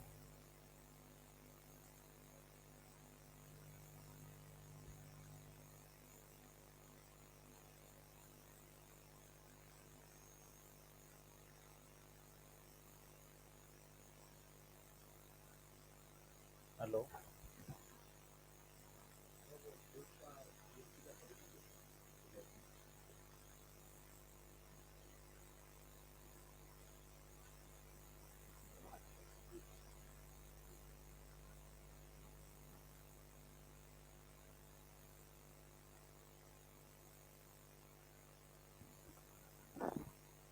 देखो, समझ में आया आपको बल्क मॉडल्स क्यों सोचना है? क्योंकि प्रश्न में बल्क मॉडल्स दे रखा है, तो अब सीधा बल्क मॉडल्स की तो सोच आनी चाहिए। अब देख, कोई फॉर्मूला प्री डिसाइड मत करो, कोई ट्रिक नहीं है, फंडामेंटल चलो। बल्क मॉडल्स आया ना, तेरे पहले दिमाग में ये चलना चाहिए, बल्क मॉडल्स स्ट्रेस बटे स्ट्रेन।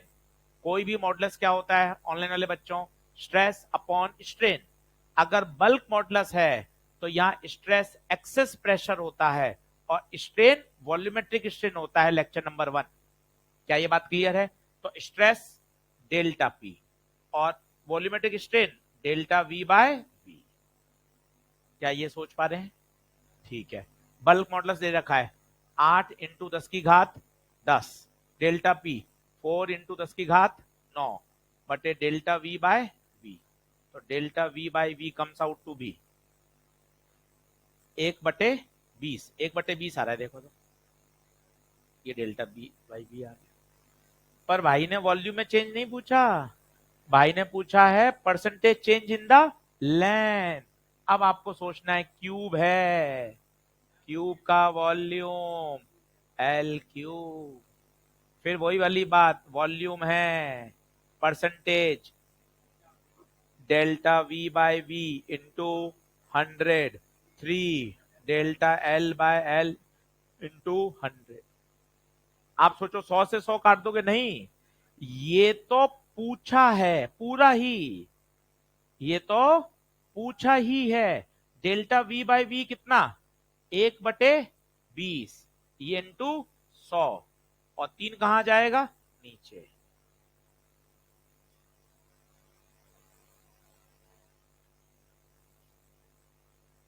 कितना आंसर? 5/3, 1.67। इतने छोटे छोटे सवाल और बढ़िया सवाल है, कंसेप्चुअल। बल्क मॉडल्स भी लग गया। अगर डेल्टा वी बाय पूछते यहीं रुक जाते, भाई ने लंबाई पूछ ली। तो वॉल्यूम होता है क्यूब का एल क्यूब, क्यूब का वॉल्यूम। ये वाली बात समझ में आई? तीन आगे वाली बात समझ में आई?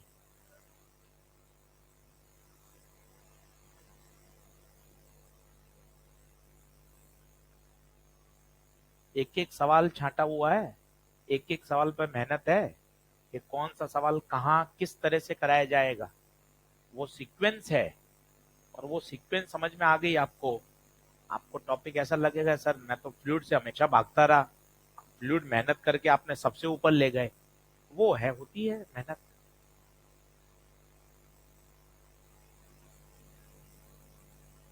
आपका भी एफर्ट चाहिए उतना ही, तभी मजा है। और बैक ऑफ माइंड ये और है, मार्च अप्रैल में रिवीजन भी तो है, और तगड़ा हो जाएगा भाई, चिंता क्यों कर रहा है? ऑफ।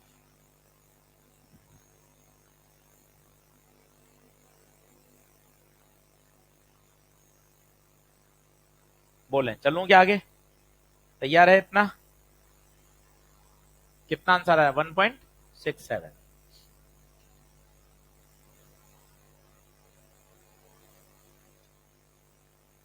सही है।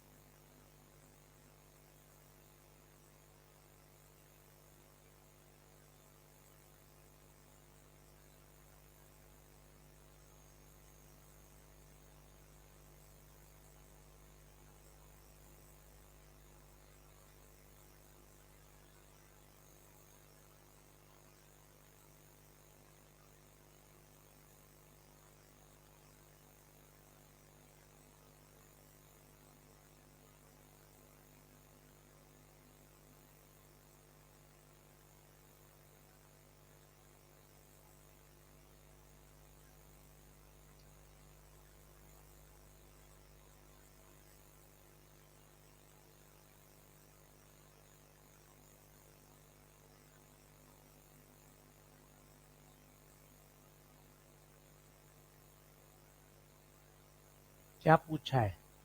भाई को शर्म आ रही है बल्क मॉडुलस बोलने में? बल्क मॉडुलस बोलने में शर्म आ रही है? क्या बोला है? Stress to the strain. ये हाइड्रोलिक क्या होता है? हाइड्रोलिक का मतलब है पानी वाला, लिक्विड वाले की बात कर रहा है, बल्क मॉडुलस की बात कर रहा है। सोचो, वही सवाल है।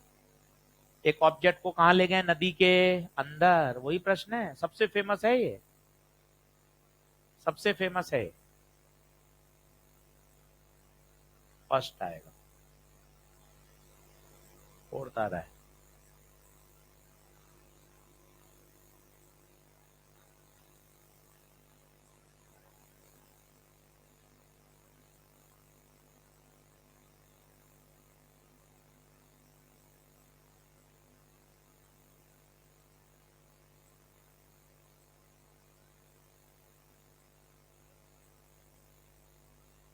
अब देख, फ्रैक्शनल कंप्रेशन, फ्रैक्शनल कंप्रेशन दे रखा है।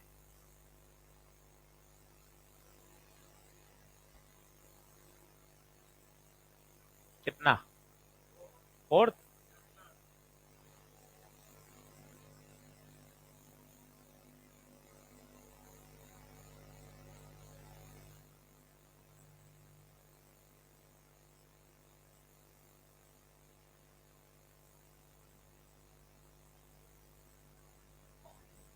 स्टार लगा लो, ये सवाल फेमस है भैया।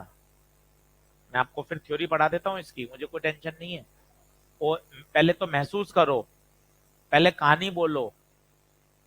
बॉल ऑब्जेक्ट गहराई पर है 2 किलोमीटर पर, गहराई पर एक्सेस प्रेशर एच रो जी, बस इतना ही बोलना है। गहराई पर एक्सेस प्रेशर एच रो जी। अब बल्क मॉडुलस पूछा है, इतना सोच पा रहा है तो वो बता।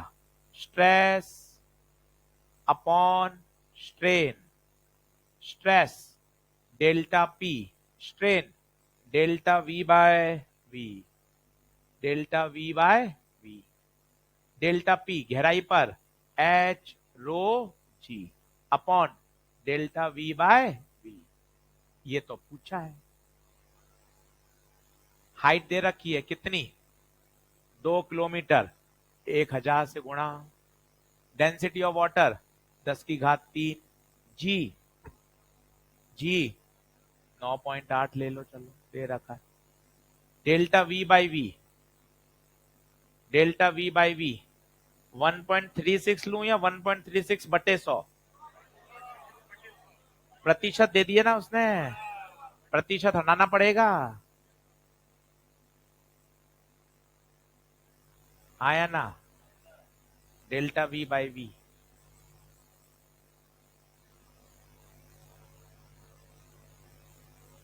कौन सा उत्तर?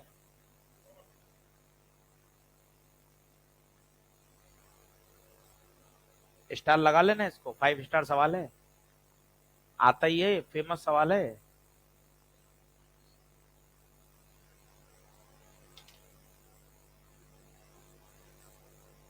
ये तो 1.44 10⁹ दे रहा है भाई। यही है? आज तो तुम यार गजब कर रहे हो।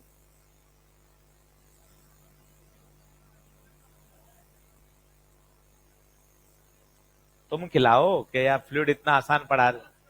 तुम्हारी जिम्मेदारी होनी चाहिए कि मेवा खिलाया करो रोज मास्टर को, कि सर और अच्छा पढ़ाओ सर आप।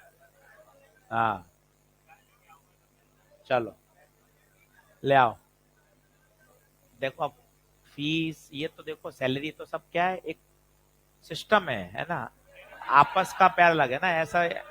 ये शब्द, अरे सर फीस दी है ना सर, फीस तो पिछले साल भी दी थी, तब क्या हुआ था? हैं? फिर ऐसा थोड़ी ना होता है, ये तो बहुत ब्लंट शब्द होता है, अरे सर फीस दी है सर आपको। हाँ, चलो अब वही प्रश्न है होमवर्क में, देखो आप सेम, भाई ने ऑलरेडी सेट कर रखा है कि एक सवाल उसी प्रोफाइल का, एक सवाल और। A sphere contract in volume by 0.01%। अब बता ये क्या है? ये क्या है? 0.01%, delta V by V into 100। ये दे रखा है कितना? 0.01। बोलो हाँ है? घर पे लिख लेना, जगह छोड़ दो, 2 लाइन लिख लो ताकि वो सवाल लिखा हुआ रहेगा तो आपके पास आइडिया रहेगा। प्रश्न की लैंग्वेज पढ़ लो, सेम सवाल है। वो कह रहा है बॉटम ऑफ सी, समुद्र के नीचे ले गए कितना, 1 किलोमीटर। और एक बार कहानी बोलो, समुद्र के नीचे ले जाने पर प्रेशर बढ़ेगा, वो प्रेशर चारों तरफ से बॉल को दबाएगा, दबाने से उसके वॉल्यूम में कमी आएगी। बस ये बात है। वो कहानी बोल लोगे तो मजा आ जाएगा। देख शब्द भी कितना अच्छा है, कॉन्ट्रैक्ट। कॉन्ट्रैक्ट, और कॉन्ट्रैक्ट होना चाहिए क्योंकि प्रेशर बढ़ेगा तो वॉल्यूम कम होगा, दबाव आएगा, माइनस। काम का सवाल है, इसने इसलिए 2 सवाल लाइन से लगाए हैं। इतना जबरदस्त सिस्टम है ये।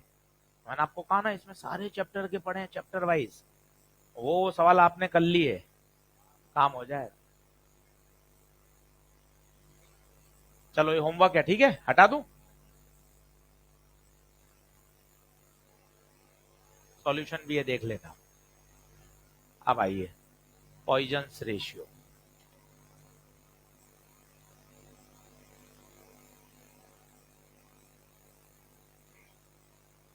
लिख लेना, पूरा लिख लो, भले 1 मिनट लिखना हो।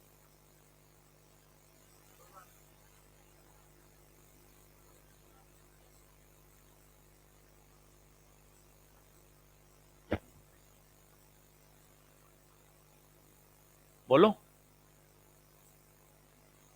क्यों मोड़ रहा है ब्लू स्वेटर? हाल मुझे मत पागल बनाया कर, पहन के बनाया पूछ रहा था कैसे। चल लिखो, पॉइजन्स रेशियो।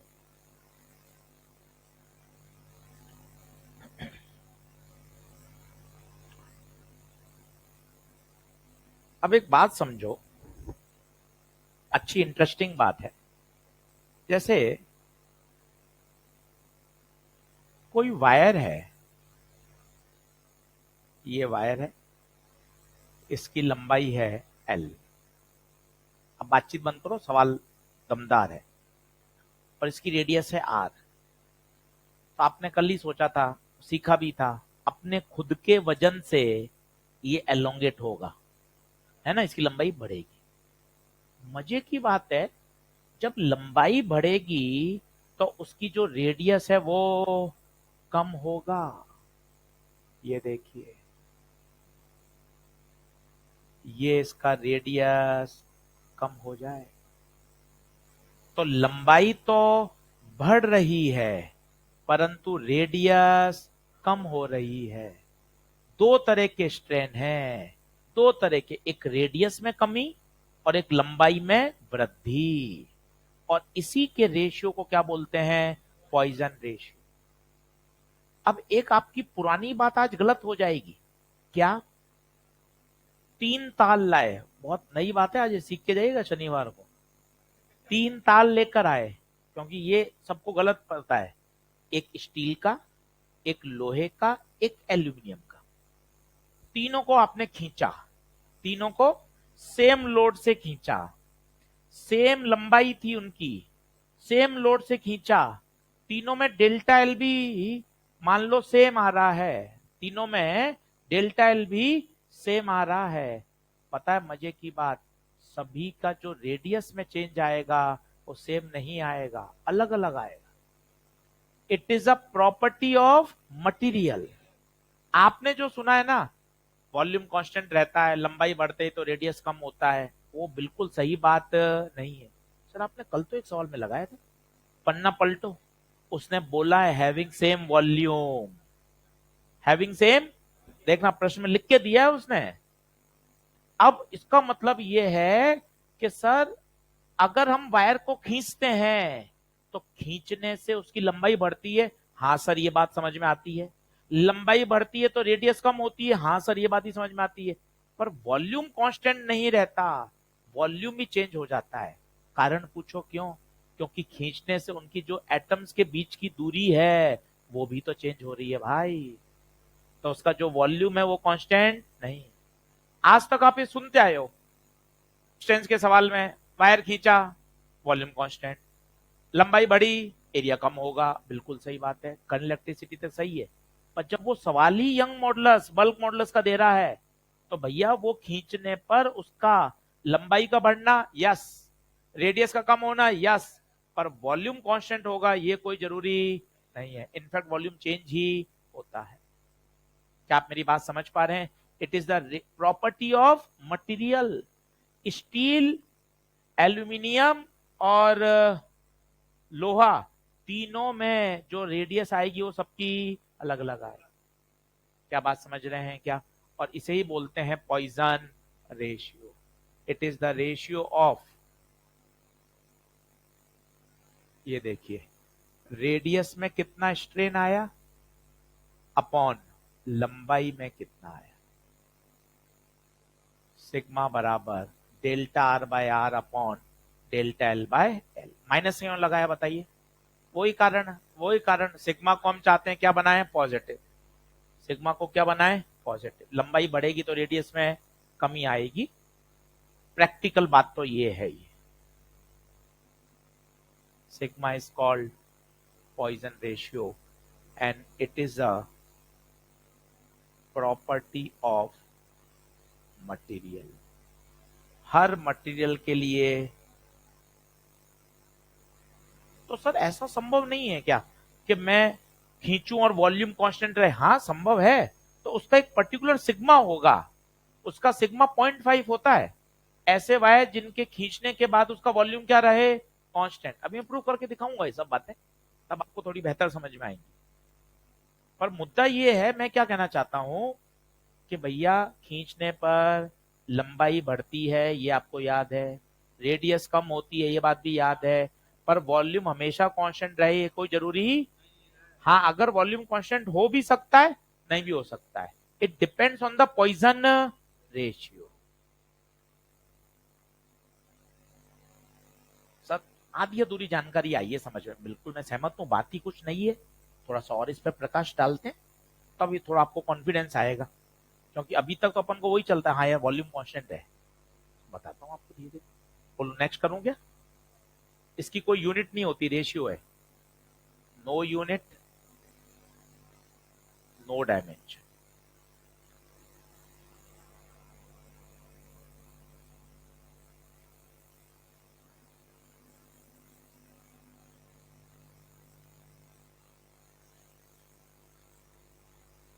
अब ये वाली बात जो आपको हमेशा से याद है कि सर मैं तो खींचता हूं, उसका वॉल्यूम क्या रहता है? कांस्टेंट रहता है। बिल्कुल रहता है, रह सकता है, रह सकता है। अगर रह सकता है तो उसका पॉइजन रेशियो बताओ, और अगर बढ़ेगा कम होगा तो पॉइजन रेशियो कुछ अलग आएगा। आओ देख लेते हैं, बहुत आसान है। अब ध्यान से देखना, volume remain constant, volume remain constant. सभी लोग बोर्ड पे देखना, वॉल्यूम कांस्टेंट है। याद करने का सवाल है वैसे तो ये, पर एक बार डिराइव करा रहा हूं ताकि वो पता चले। वॉल्यूम कांस्टेंट है। वायर है, वायर का volume pi R square into L, this must be equal to constant. क्या मैं सही कर रहा हूं क्या? वॉल्यूम एरिया इंटू लंबाई, पाई को काट दूं, लेंथ, आर स्क्वायर को कहां ले जाऊं? नीचे। बोल क्या सही कर रहा हूं क्या? आर स्क्वायर को ऊपर ले जा, बता क्या हो जाएगा? आर की पावर माइनस 2। बता सही है क्या? वो लगा दो, लॉगरिथम 5% से कम, तीसरी बार लगा रहे हो, तीसरी बार लगा रहे हो, -2 आगे, delta R by R, L को डेल्टा एल बाय एल। बहुत बढ़िया। फिर अब बताओ पॉइजन रेशियो का फॉर्मूला, सिग्मा, बोलो चिल्लाओ, डेल्टा आर बाय आर बटे डेल्टा एल बाय एल। बोलो हाँ है।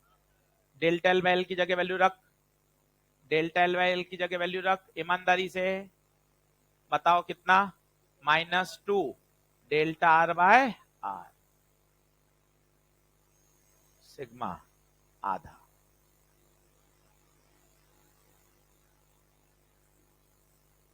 आज ये दमदार बात सीख के जाइए कि यार खींचने पर वॉल्यूम को अगर कांस्टेंट रखना है, जो हम सामान्यतः सोचते हैं, तो उस मटेरियल का पॉइजन रेशियो 0.5 होना चाहिए। हर बार 0.5 हो ऐसा कोई जरूरी? 0.2 भी हो सकता है, 0.3 भी हो सकता है, 0.4 भी हो सकता है। इसका मतलब जिनका 0.2, 0.3, 0.4 होता होगा उनका वॉल्यूम कांस्टेंट नहीं रहता होगा। ये बात दिमाग में घुसाने की है। जो तुम सोच रहे हो क्लास चालू होने से पहले, सर खींचेंगे तो वॉल्यूम तो कांस्टेंट रहेगा, रहेगा, पर उस वायर का पॉइजन रेशियो 0.5 होना चाहिए। सर 0.2 हो गया तो फिर वॉल्यूम नहीं होगा कांस्टेंट, 0.3 भी हो सकता है, 0.4 भी हो सकता है, सामान्यतः 0.2 से 0.5 के बीच में लाई करता है। प्रैक्टिकल, थ्योरेटिकल तो -1 भी निकाला गया, किताब वाले कहते हैं -1 भी हो जाता है बड़े लोग, पर प्रैक्टिकली जो ऑब्जर्व्ड है वो कहां से कहां है, 0.2 से 0.5, मोस्टली प्रैक्टिकल ऑब्जर्व वैल्यूज। ये वाक्य फिर सुनिए, ये आज का दमदार है, अपने दोस्त से शेयर करना, ये बात दमदार है कि भैया अपन बोलते हैं ना, तार को खींचा, लंबाई बढ़ गई, रेडियस कम हो गई, वॉल्यूम सेम रहा। वॉल्यूम सेम तभी रहेगा जब उस वायर का पॉइजन रेशियो 0.5 होगा, 0.5 होगा तब तक तुम्हारी बात सही है। सर आपने कल वाले सवाल में तो लगा दिया था, उसने कहा था, देखो आप लैंग्वेज में वॉल्यूम रिमेन कांस्टेंट, पढ़ लो आप, लैंग्वेज में लिख के दिया था उसने, वॉल्यूम रिमेन कांस्टेंट। नहीं आ पा रहा सवाल, है दमदार बात है, समझ में आई कुछ कुछ? तो ध्यान रखिए, ये स्टैंडर्ड सवाल है, find Poisson ratio for a material whose volume remain constant. आप इसको शॉर्ट नोट में ले जा सकते हो, सिग्मा सदैव कितना आएगा, 0.5। खींचने पर अगर उसका वॉल्यूम कांस्टेंट है तो उस मटेरियल का पॉइजन रेशियो सदैव 0.5 रहेगा।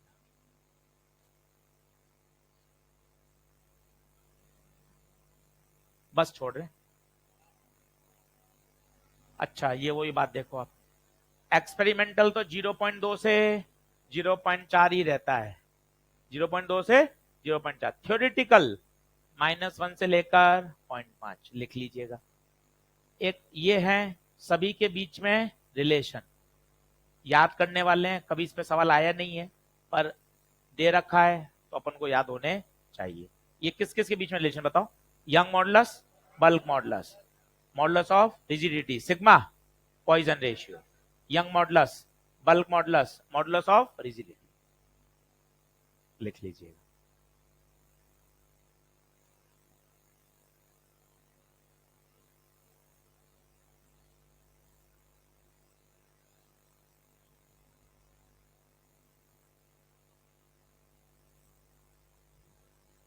आप देखो एक्सपेरिमेंटल वैल्यू 0.2 से 0.4 है, इसका मतलब सामान्यतः आप जितने भी वायर खींचते हो उनका वॉल्यूम कांस्टेंट नहीं रहता, क्योंकि अगर वॉल्यूम कांस्टेंट रहता तो 0.5 होना चाहिए, समझो।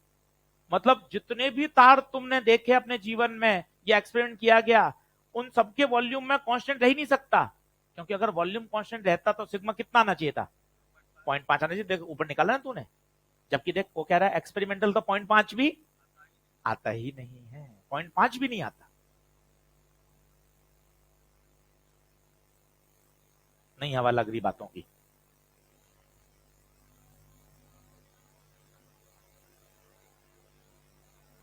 जैसे ये 3 डरावने फॉर्मूले आए ऊपर लिख लेना, इन पर कोई क्वेश्चन लास्ट 10 ईयर में नहीं पाया गया।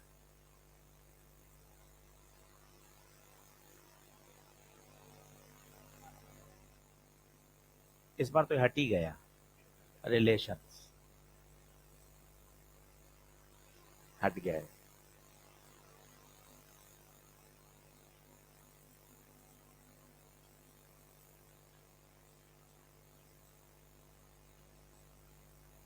पन्ने पलट लो, ये 3 लेक्चर हो गए तमीज से इलास्टिसिटी के, ये वो 3 लेक्चर हैं जो तुमने कॉपी नहीं खोली घर तक। हाँ तुम यूं गली में हाँ भर दो, ये 3 लेक्चर हो गए और तुम्हें इतना सारा पढ़ना है, लेक्चर 1 खोल लो, इतना सारा पढ़ना है, तुमने कॉपी नहीं खोली। तुमने सोचा था वेब में फ्लूइड तो शुरू से पढ़ूंगा, वेब बर्बाद हुआ तो हुआ, तुमने उस समय कसम खाई थी।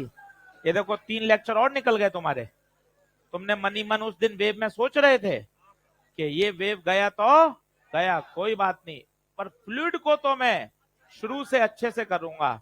और देखो तुरंत तुरंत 3 लेक्चर भी निकल गए और तुम अभी सोच ही रहे हो कि हाँ ये तो शुरू से करूंगा। सही है, चलो धन्यवाद।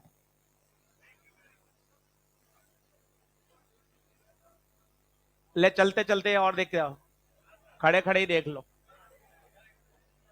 विच material has greater Young modulus, A और बी, स्ट्रेस और स्ट्रेन का स्लोप, स्लोप यंग मॉडुलस देता है। बता किसका स्लोप ज्यादा है? ए का। ए का एंगल ज्यादा है ना, बी का एंगल कम है। ए का एंगल ज्यादा है, जिसका एंगल ज्यादा उसका स्लोप भी, स्लोप ज्यादा तो यंग मॉडुलस, तो किसका यंग मॉडुलस ज्यादा? ए का। ये तो अपन ने किया ही था। Which material is more ductile? A. B तो भाई प्रपोर्शन लिमिट के आगे ही टूट गया, उसका ब्रेकिंग पॉइंट बहुत पास है। तो कौन डक्टाइल है? ए ज्यादा डक्टाइल है। ब्रिटल कौन है? बी। और स्ट्रोंगर कौन है? स्ट्रोंगर कौन है? कारण बताता हूं। कारण, इसको कम स्ट्रेस देने पर ही तोड़ा जा सकता है, इसको तोड़ने के लिए स्ट्रेस ज्यादा चाहिए। ये कम स्ट्रेस में टूट रहा है और उसको तोड़ने के लिए स्ट्रेस ज्यादा चाहिए, मतलब वो ज्यादा स्ट्रोंगर है। ये भी अच्छा सवाल है। सही है क्या? चलो, टाटा बाय बाय। चलो,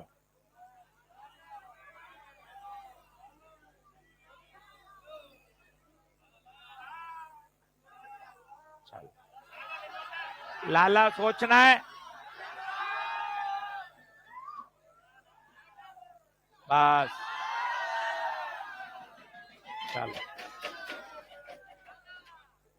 आ जाओ ले, अब फटाफट लाइन बना के निकलेंगे। कल तो बताया था किसी को। मंडे को पूछना। नहीं। हाँ, पी से ई पे खींचने पे खींचेगा, क्योंकि वहां पर हुक्स लॉ फेल होना चालू हो गया। पी तक ही हुक्स लॉ है, पी से ई तक हुक्स लॉ नहीं है। हाँ।